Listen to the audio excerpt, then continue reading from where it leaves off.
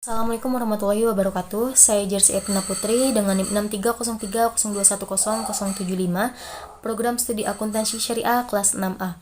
Di sini saya akan menjelaskan tentang mini proposal saya yang berjudul Pengaruh Carbon Emission Disclosure Green Intellectual Capital terhadap nilai perusahaan dengan Islamic Corporate Governance sebagai variabel moderasi. Studi kasus pada perusahaan yang terdaftar di Daftar Efek Syariah periode tahun 2018 sampai 2020.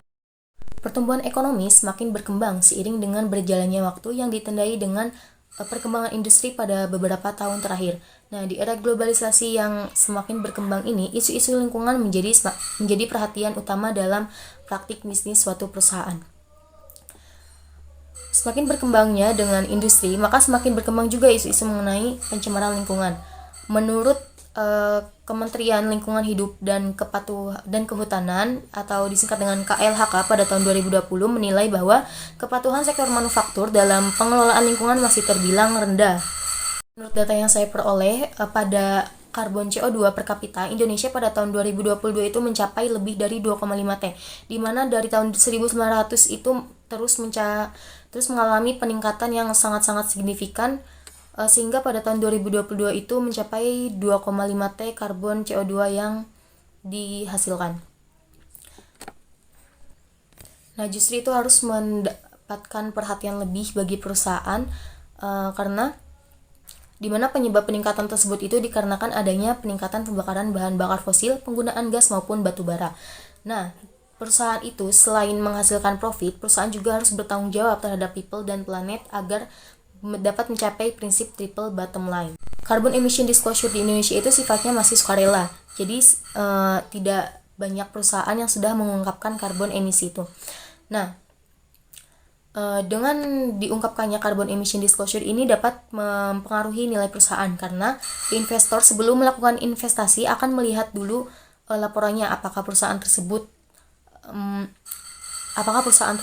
mengungkapkan emisi karbonnya atau tidak. Karena dengan perusahaan mengungkapkan emisi karbonnya, maka citra perusahaan atau image perusahaan tersebut juga akan baik. Green Intellectual Capital juga mendapatkan perhatian sebagai aset tidak berwujud yang berkontribusi pada keunggulan kompetitif perusahaan. GIC ini meliputi pengetahuan, keterampilan, dan inovasi yang terkait dengan upaya keberlanjutan dan ramah lingkungan. Intellectual Capital merupakan strategi green intellectual perusahaan yang akan memperoleh nilai tambah dan mampu menciptakan keunggulan kompetitif baik bagi perusahaan itu sendiri maupun bagi lingkungan sekitarnya. Dengan mengelola GIC secara efektif, perusahaan tersebut akan meningkatkan efisiensi operasionalnya dan menciptakan nilai tambah yang pada gilirannya dapat meningkatkan nilai perusahaan.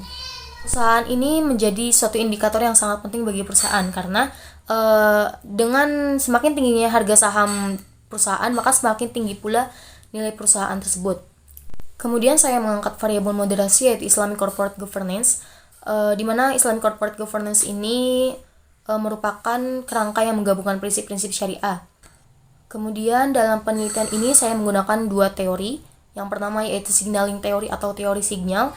Kemudian yang kedua ada stakeholder theory atau teori stakeholder. Ini dikembangkan pada tahun 1984 oleh R. Edward Freeman. Teori ini menjelaskan bahwa perusahaan tidak hanya mementingkan dirinya sendiri, tetapi juga harus memberikan manfaat dan tanggung jawab kepada para stakeholder dan menjalankan bisnisnya serta memunculkan nilai tambah stakeholder karena telah mendukung going concern perusahaan itu. Saya menggunakan variabel moderasi sehingga model penelitiannya seperti selanjutnya pengembangan hipotesis. Yang pertama, carbon emission disclosure terhadap nilai perusahaan. H1, carbon emission disclosure berpengaruh terhadap nilai perusahaan. Ini juga didukung oleh penelitian Yuliandari dan Rahmanita yang menyatakan bahwa carbon emission disclosure berpengaruh secara simultan dan parsial positif terhadap nilai perusahaan. Yang kedua yaitu green intellectual capital. Nah, H2 ini green intellectual capital berpengaruh positif terhadap nilai perusahaan. Hal ini didukung dengan penelitian terdahulu yang dilakukan oleh Ervani dan Nena tahun 2019 bahwa green intellectual capital berpengaruh secara positif terhadap nilai perusahaan. Green intellectual capital ini memiliki pengaruh yang positif. H3, Islamic Corporate Governance memperkuat pengaruh carbon emission disclosure terhadap nilai perusahaan. H4, Islamic Corporate Governance memperkuat pengaruh green intellectual capital terhadap nilai perusahaan. Ini didukung oleh mengacu pada penelitiannya Ibrahim dan Muntohar tahun 2019 yang menyatakan bahwa pengungkapan Islamic Corporate Governance memberikan pengaruh yang positif terhadap nilai perusahaan. Nah, melalui pengungkapan ICG ini diharapkan berdampak baik terhadap citra baik perusahaan dan kepercayaan investor dalam menanamkan modalnya di perusahaan. Peneliti juga ingin membuktikan pengaruh ICG dalam memoderasi carbon emission disclosure dan green intellectual capital terhadap nilai perusahaan. Yaitu metode penelitian. Ya, yang pertama jenis data. Data yang saya gunakan yaitu data sekunder, di mana data yang dikumpulkan saya itu dari annual report perusahaan publik yang terdaftar di daftar efek syariah, dan saya menggunakan teknik purposive sampling. Nah, waktu penelitiannya yaitu time series dan cross section atau data panel. Sumber datanya yaitu dari annual report perusahaan daftar efek syariah tahun 2018 sampai 2022. Kemudian selanjutnya populasi dan jumlah sampel. Untuk populasinya saya menggunakan populasi yaitu annual report perusahaan dalam Bursa Efek Indonesia. Nah, sampel yang digunakan yaitu perusahaan yang terdaftar di daftar efek syariah tahun 2018 sampai 2022 dengan jumlah sampel sebanyak 80. Teknik sampelnya yaitu menggunakan pendekatan kuantitatif dengan teknik purposive sampling yang dilakukan dengan pemilihan subjek berdasarkan spesifikasi tertentu. Nah, kriteria pemilihan sampel yang dilakukan oleh saya yaitu yang pertama perusahaan go public, yang kedua perusahaan yang terdaftar di daftar efek syariah, kemudian yang ketiga perusahaan sektor pertambangan yang mempublikasikan annual report perusahaan pada periode 2018 sampai 2022. Rumus CED sama dengan jumlah skor T dibagi jumlah total maksimum skor dikali 100%.